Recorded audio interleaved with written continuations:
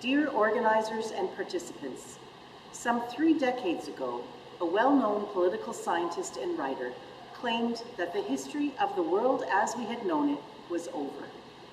During the past few months, these words have echoed around the globe, as many have attempted to forecast the new normal or the new reality. The COVID-19 crisis affected people's everyday lives, no matter in which country they live. Economies are struggling as both demand and supply have decreased, in some cases grinding to a halt.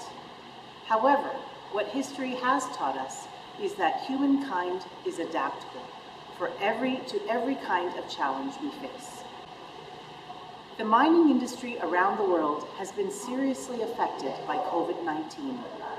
This has ranged from some industry giants being forced temporarily to stop or reduce their operations to maintenance only, to exploration companies' activities being fully halted in many jurisdictions. The ability of the latter group to obtain the capital needed to develop their projects will be greatly impacted by the speed of recovery of financial and commodity markets. It is important for us to discuss today the future of the mining industry, including these new financial realities, and in that context, I would like to welcome the participation of a representative of the Toronto Stock Exchange, Mr. Graham Dallas, and thank him for his willingness to join us. COVID-19 affects individuals, communities, businesses, and sectors. Countries worldwide are developing financial and non-financial stimulus packages to support local economies in an attempt to avoid major post-corona economic turbulence. The federal government of Canada has developed a portfolio of measures to support affected groups. These include the Emergency Wage Subsidy, the Emergency Response Benefit, the Emergency Response Account, and the Regional Relief and Recovery Fund worth nearly 1 billion Canadian dollars. These programs are important for Canada's minerals and mining sector, which contributes to Canada's GDP with 97 billion Canadian dollars, making up 19% of our country's total exports, and with 1 in every 29 jobs directly or indirectly linked to mining. At the provincial level, some governments, including those in British Columbia and Ontario, have declared mining and exploration activities to be essential, thus allowing companies to continue with their operations while fulfilling their obligations to respect strict health and safety standards to protect their employees.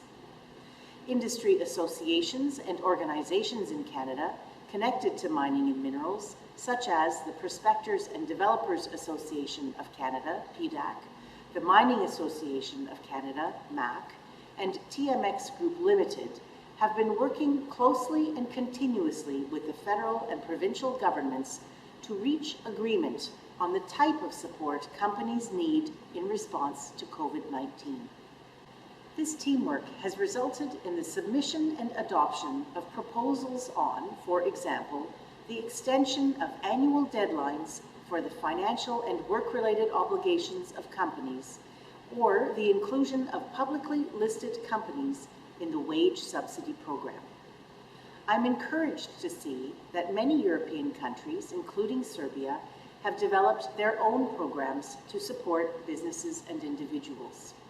I would encourage them to continue collaborating with the private sector in finding the most appropriate solutions. Governments understand the importance of mining, and key decision makers need to show leadership in supporting the recovery of this industry. The year 2020 has been particularly challenging for the region of Central and Eastern Europe, given the environmental challenges it has faced.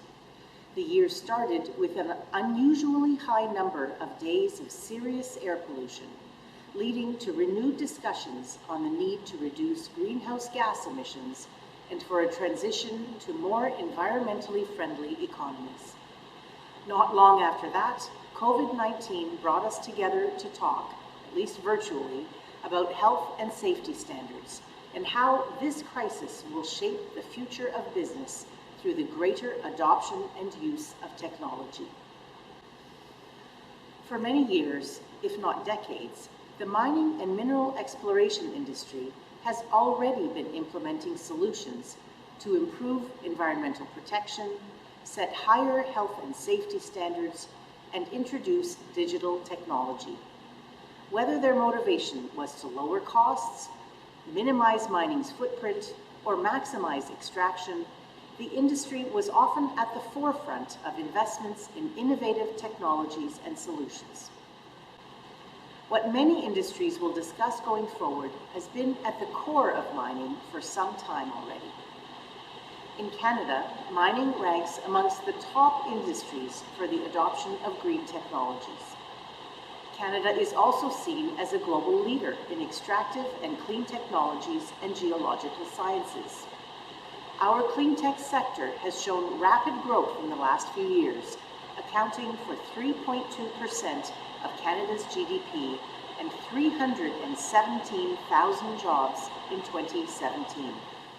In 2017, the Global Clean Tech Innovation Index ranked Canada first among G20 countries and fourth globally, with especially strong scores for emerging clean technology.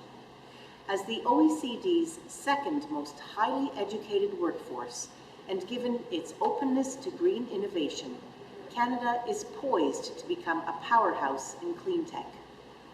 To give you an example, in 2019, Newmont Goldcorp Company inaugurated Canada's first all-electric underground system in its Bolden gold mine in northern Ontario. This will eliminate the use of all diesel equipment to be replaced by low-carbon vehicles and digital mining technology.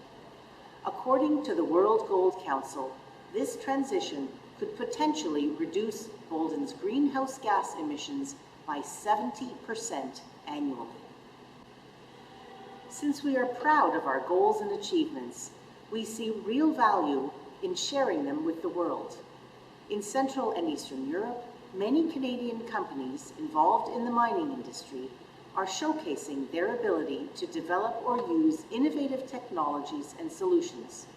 For example, Toronto-based Dundee Precious Metals is recognized for its all-digital Chelopech mine in Bulgaria, and we look forward to seeing more of their projects developed, including in Serbia. To close, I would like to take this opportunity to congratulate all of you for showing leadership in coping with the consequences of COVID-19 in your workplaces and in your everyday lives. I would also like to thank the organizers of this MINEX 2020 forum for their ability to adapt to new circumstances and for offering all of us the opportunity to stay focused on the mining industry despite its current challenges. With the hope of seeing many of you in person soon, I wish you fruitful discussions today and much success going forward. Thank you and stay safe.